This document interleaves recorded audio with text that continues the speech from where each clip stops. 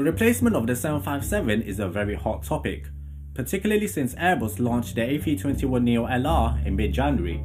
Until then, Boeing has remained quiet, occasionally being more open at places such as the Singapore Air Show, when they acknowledged that serious market evaluations were underway. Now, part of the issue has always been trying to figure out not only where and how big the market might be, but whether it exists at all. Boeing has pointed out that the apparent gap in the market is between the 737 MAX 9 and the 787-8, but that doesn't create a strong enough argument to max the 757, particularly when the long-range use of the 757 is in the niche market. But the fact is, there's absolutely no business case to support a 757 MAX. Boeing seems to be very happy with the 737 and the 787 lineups. They are, however, studying the space in between them, and based on customer feedback, the ideal plane should be larger than the 737 and should have greater range than the 757. Currently, the closest answer Boeing or Airbus has come up for a replacement for the 757 are the 737 MAX 10 and the A321neo LR.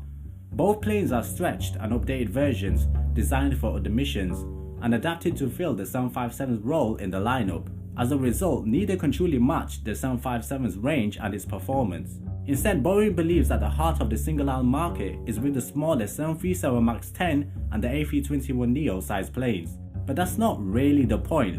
Although Boeing does offer a potential replacement for the 757, airlines aren't buying it. Boeing's message is this, that if a market for the 757 aircraft does exist, then it's for a new middle-of-the-market aircraft rather than a successor to the current 757 fleet.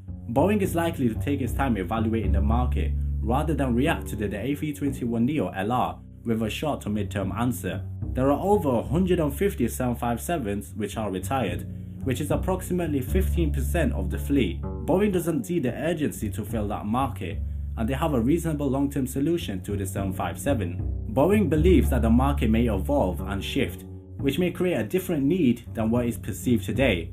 Now, the company's long-term answer to this gap in the market is supposedly to be the potential 797, which is listed to be the successor of the 757 in the middle of the market. The company has a lot of things to work out, but there's no question that there is the challenge of the transition between the single-aisle and the twin-aisle aircraft. The expected arrival of the 797 is set to be around 2025 and beyond.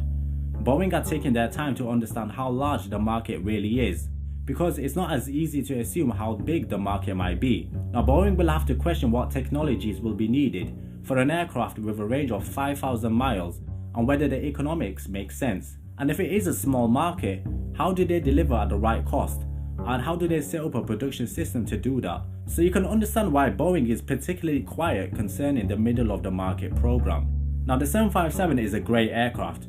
I mean, it's an amazing aircraft, but demand for a narrow-body aircraft of its size is limited.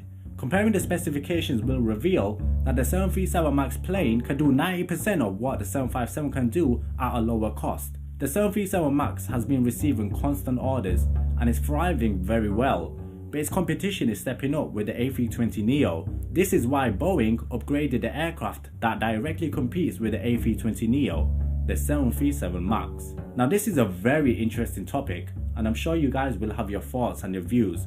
So why not write them down in the comments below and we'll have a discussion about it. Thank you so much for watching, everyone. Remember to like and subscribe for more aviation videos.